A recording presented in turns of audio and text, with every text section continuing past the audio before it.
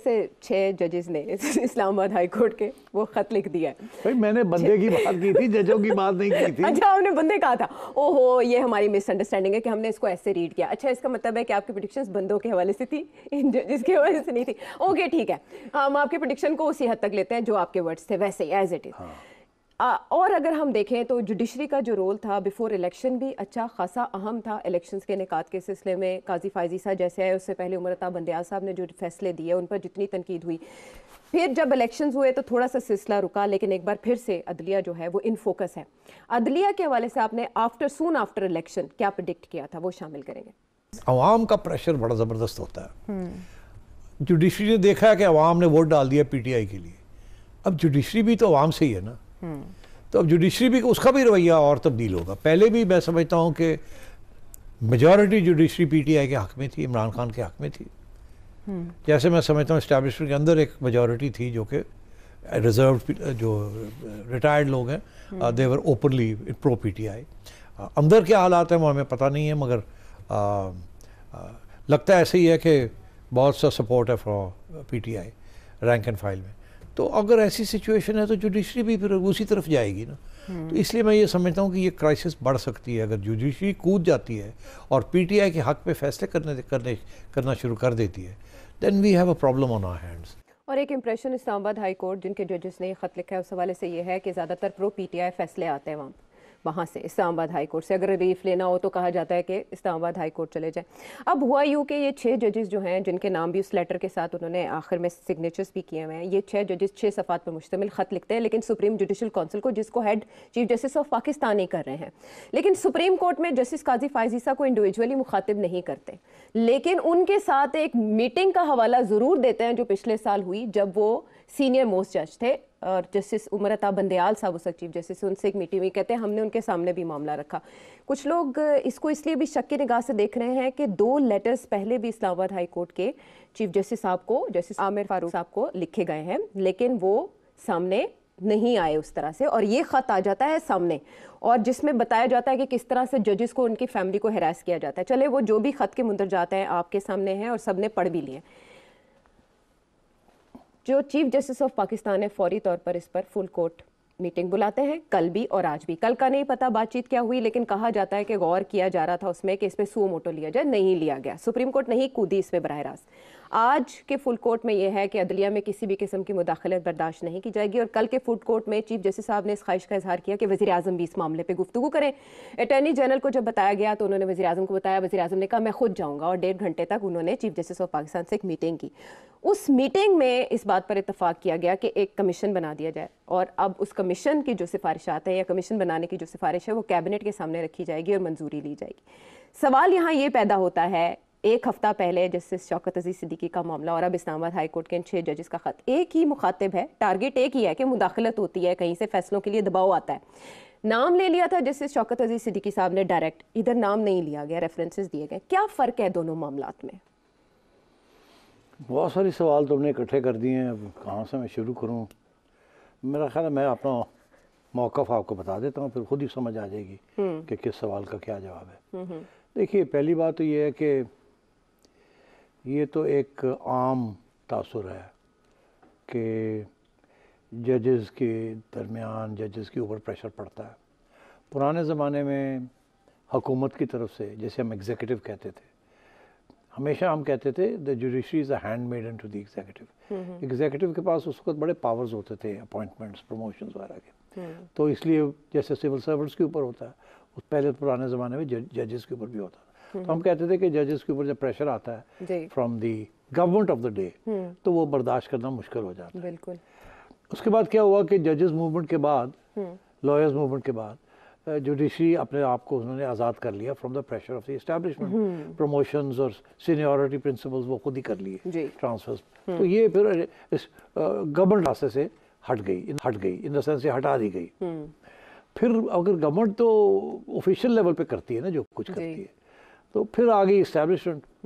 Establishment में पुराने ज़माने में कोई डायरेक्ट इंटरवेंशन नहीं होती थी किसी किस्म की भी। वो भी जो भी उनके अपने तहफ़्फ़ुज़ात होते थे, प्रॉब्लम्स होते थे, वो गवर्नमेंट ऑफ द डे को कहती थी कि ये देखें नेशनल इंटरेस्ट के ख़िलाफ़ है, ये है वो है, तो आप देखें। मगर अब सूरत हाल ये है कि वो तासुर यही है कि वो डायरेक्ट इंटरवेंशन भी करते हैं, जैसे उन्होंने पिछली 2 इलेक्शंस में की है, तो ये तो इंटरवेंशन होती है। अब पहले ये चीज़ें छुपी रहती थी, अब बिकॉज ऑफ सोशल मीडिया वगैरह सारी बात आ जाती है, और फ़र्क नहीं है, हमेशा ऐसे होता रहा है। अब क्योंकि सोशल मीडिया है और तो ये सारी बात बाहर आ जाती है। और फिर ये कि पहले ये होता था कि एक आध पार्टी बाहर रह जाती थी जिसको फिर भी प्रॉब्लम्स होते थे और वो बात बिल्ली बाहर निकाल देती थी। अब ये है कि सूरत हाल ऐसी है कि एक पार्टी मिल जाती है और दूसरी पार्टी बाहर बैठी होती है। जो बाहर बैठी होती है वो भी कतराती है एस्टैब्लिशमेंट का नाम या इन्वॉल्वमेंट का जिक्र करना, क्योंकि वो चाह रही होती है कि जो बैठी हुई है उसको एस्टैब्लिशमेंट निकाले और हमें ले आए। खान साहब ने भी यही किया और अब भी वही हो रहा है। तो अब वो जो है ना कि पार्टी, सियासी पार्टीज़ की तरफ से एस्टैब्लिशमेंट की तनकीद करना वो बिल्कुल ही ख़त्म हो गया है। और मीडिया के ऊपर बहुत सख्त प्रेशर है कि आप नहीं कर सकते, नहीं तो छुट्टी हो जाएगी। और उधर से जजेस के ऊपर प्रेशर है और वो नेशनल सिक्योरिटी इंटरेस्ट और एस्टैब्लिशमेंट के इंटरेस्ट और गवर्नमेंट के इंटरेस्ट, तो इस किस्म की चीज़ें चल रही हैं। और अफसोस इस बात का है कि जो जजेस आए हैं, जो चीफ जस्टिस बने हैं इफ्तिखार चौधरी के बाद, वो कमज़ोर लोग थे। उनमें से कोई भी नहीं खड़ा हो सका टू विथस्टैंड दिस प्रेशर या निगोशिएट दिस प्रेशर। देखिए, प्रेशर को ज़रूरी नहीं होता ना कर देना, या ज़रूरी नहीं होता उनके आगे झुक जाना, थोड़ी सी निगोशिएशन भी होती है ताकि हर इदारा जो है उसका थोड़ा बहुत असर रसूख रहे और मिलजुल के काम करें। ये कहीं नहीं होता कि जी टोटल इंडिपेंडेंस हो जाती है, there is no such thing. Judiciary is not independent, fully independent anywhere in the world, it's a part of the state. जैसे कि ISI स्टेट का हिस्सा है, फौज स्टेट का हिस्सा है, ब्यूरोक्रेसी स्टेट का हिस्सा है, जुडिशरी भी स्टेट का हिस्सा है। गवर्नमेंट स्टेट का हिस्सा नहीं है, मीडिया स्टेट का हिस्सा नहीं है, मगर बन सकता है। मगर सो इसलिए ये जो रियासत के अदारे हैं, they are all part of the state, तो लेन देन चलती रहती है, but they are all link together. Not only in institutional terms but also रिश्तेदारियाँ, शादियाँ, ब्याह, कनेक्शंस, नेटवर्क, ये सब कुछ मिला जुला है। तो मैं ये समझता हूँ अब वो सिचुएशन ऐसी आ गई है, जैसे जो मैंने पहले कहा था कि जुडिशरी जो है वो भी एक, उसने भी एक रुख पकड़ लिया है। ये मैं इसकी तरफ इशारा कर रहा था आपने उस जो आपने दिखाया है कि जुडिशरी भी आवाम का हिस्सा है और आवाम जो है वो इस वक्त 70-30 हुई हुई है। इसी तरीके से शायद इंस्टीट्यूशंस भी ऐसे ही हुई हुई हैं, 60-40, 70-30 हुई हुई हैं।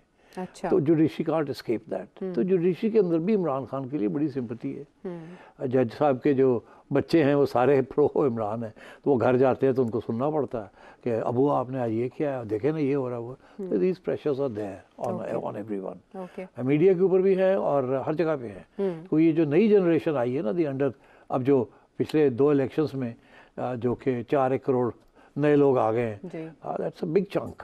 और उनकी हमदर्दियाँ जो हैं आहिस्ता आहिस्ता वो इमरान खान की तरफ, और ये पुराने लोग जो हैं उनके साथ नहीं हैं। तो अब ये सब एक हकीकत है, हमें ये पहचाननी पड़ेगी।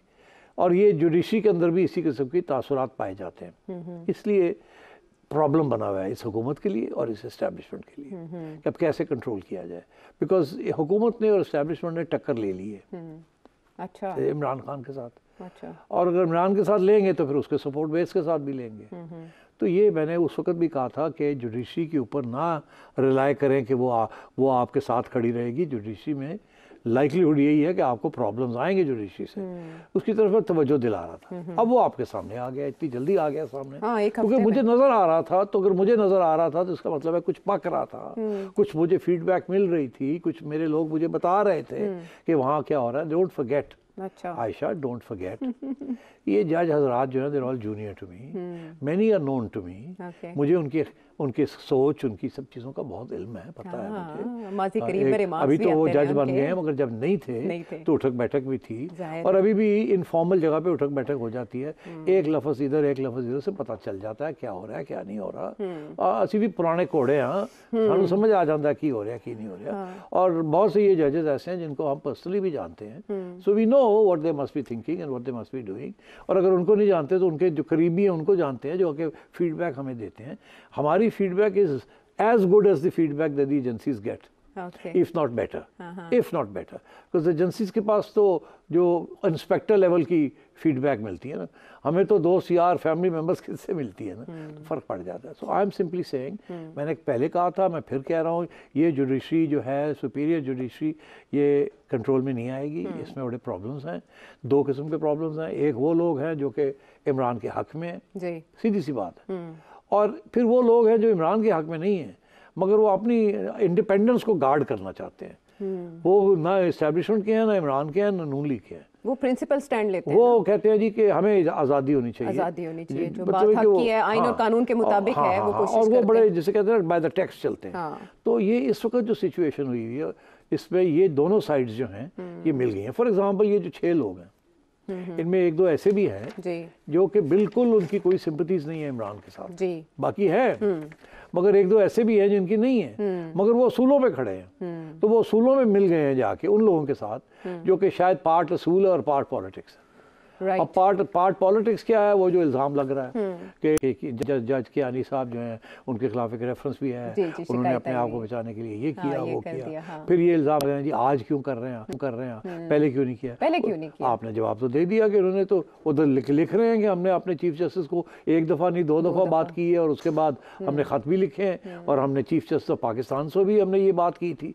तो वो तो सारे आपको बातें बता रहे हैं कि पिछले 6 माह के अंदर या साल के अंदर क्या क्या हो रहा है। तो वो तो खत आप लिखा है उन्होंने। अच्छा। तो अब सवाल ये खड़ा हो रहा है कि खत आप क्यों लिख दिया, क्यों लिख रहे हैं, और जुडिशल काउंसिल से आप